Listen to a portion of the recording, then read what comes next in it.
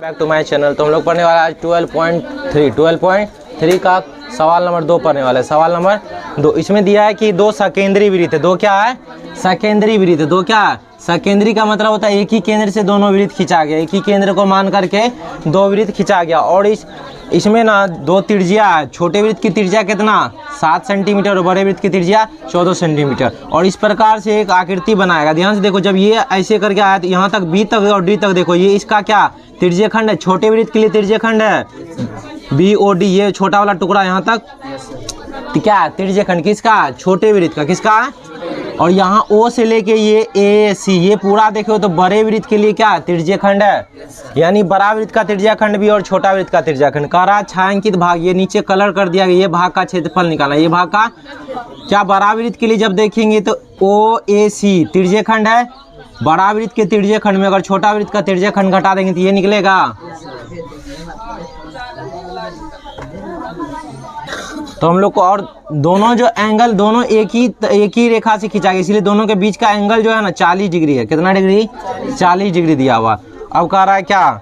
छायांकित भाग का क्षेत्रफल निकालने के लिए तो क्या करेंगे? बड़े वृत्त के त्रिज्यखंड, बड़े वृत्त के त्रिज्यखंड में से घटा देंगे क्या? छोटे वृत्त का त्रिज्यखंड। तो पहले अलग अलग दोनों का त्रिज्यखंड निकालेंगे, या एक ही में निकाल सकते हैं, फॉर्मूला में बैठा सकते हैं। तो बड़े वृत्त के लिए त्रिज्यखंड का फॉर्मूला क्या होता है? थीटा बटे 360 डिग्री गुना पाई आर।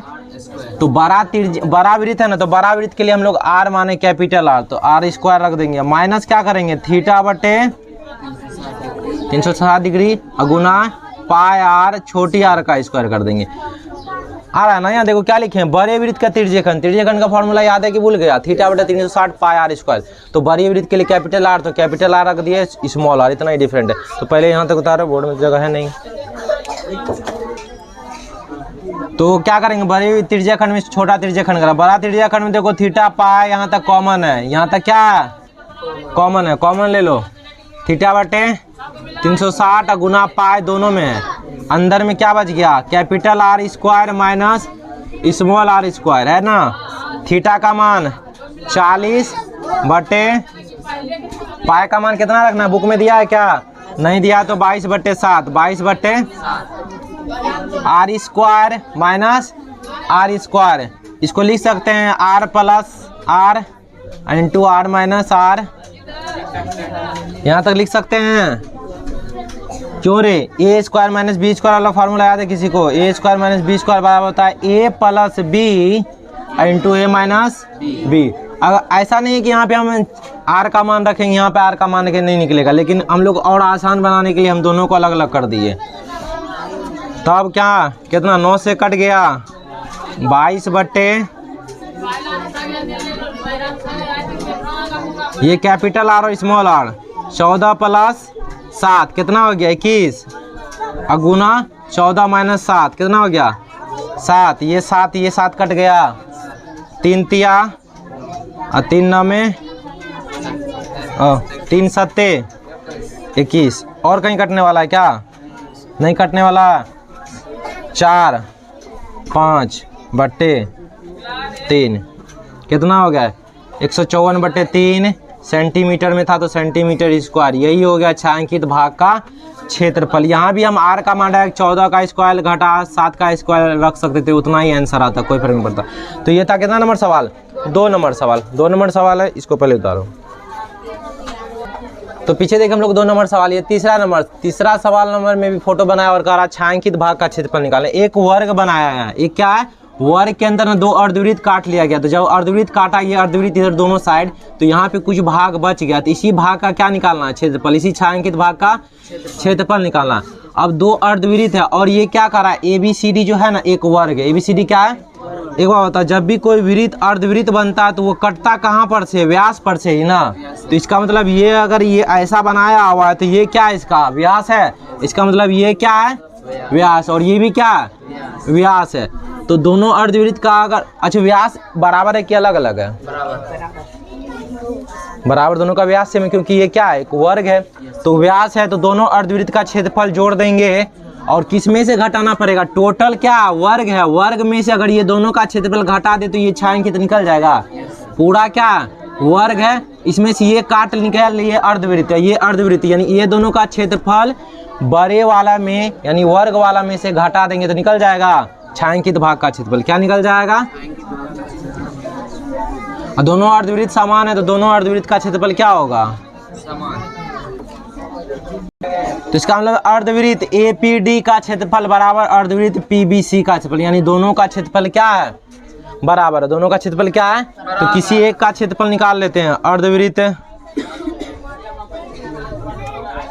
का क्षेत्रफल, पहले एक अर्धवृत्त का क्षेत्रफल एक, तो क्या लगाएंगे? पाई R स्क्वायर होना चाहिए। ध्यान से देखो, अर्धवृत्त है कि वृत्त है? तो वृत्त का आधा करना पड़ेगा कि नहीं? वृत्त का तो क्षेत्रफल हुआ पाई R स्क्वायर, क्या कर देंगे इसका? आधा कर देंगे। तो पाई का मान बोलो 22/7, नीचे में 2 है, 2 रहने थे, गुना R का मान 7 गुना 7, 7 कट गया, कितना हो गया? ये 154/2 सेंटीमीटर स्क्वायर। एक बात ध्यान दो, ये तो किसका निकला? एक अर्धवृत्त का ना, दोनों अर्धवृत्त का क्षेत्रफल, क्योंकि दोनों का समान है तो 2 से गुना कर दें। नहीं समझ में आया? अरे ऐसे भी सिंपल समझो, अगर दोनों को जोड़ देते तो एक पूर्णवृत्त बनता, पूर्णवृत्त में पाई R स्क्वायर लगता, नीचे 2 नहीं होता। तो यहाँ पे चूंकि दोनों अर्धवृत्त समान है, दोनों अर्धवृत्त क्या है? क्षेत्रफल में समान, इसीलिए दोनों अर्धवृत्त को क्या करेंगे? जोड़ देंगे। यह एक वृत्त का क्षेत्रफल निकाल के उसको 2 से गुना कर देंगे, तो 2 गुना 154 तो 2 गुना एक अर्धवृत्त का, तो 2 गुना कट गया, तो कितना निकलेगा? दोनों का क्षेत्रफल 154 सेंटीमीटर स्क्वायर। अब वर्ग में से इसका माइनस कर देंगे, उतारो पहले। तो हम लोग को क्या निकालना? कलर जो किया उस भाग का क्षेत्रफल निकालना, पूरा वर्ग में से दोनों का माइनस कर देंगे। तो छायांकित भाग का क्षेत्रफल बराबर क्या होगा? वर्ग ABCD का क्षेत्रफल में माइनस कर देंगे दोनों अर्धवृत्तों का क्षेत्रफल। तो वर्ग का क्षेत्रफल भुजा स्क्वायर होता है, भुजा कितना? 14 है, तो 14 का स्क्वायर माइनस दोनों अर्धवृत्त का क्षेत्रफल कितना? 114 का स्क्वायर, 14 का स्क्वायर 196 माइनस 154 42 सेंटीमीटर स्क्वायर। कितना निकल गया? छायांकित भाग का क्षेत्रफल 42 सेंटीमीटर स्क्वायर। ये था 3 नंबर सवाल। आज के लिए इतना ही, मिलते हैं अगले वीडियो में, तब तक के लिए धन्यवाद।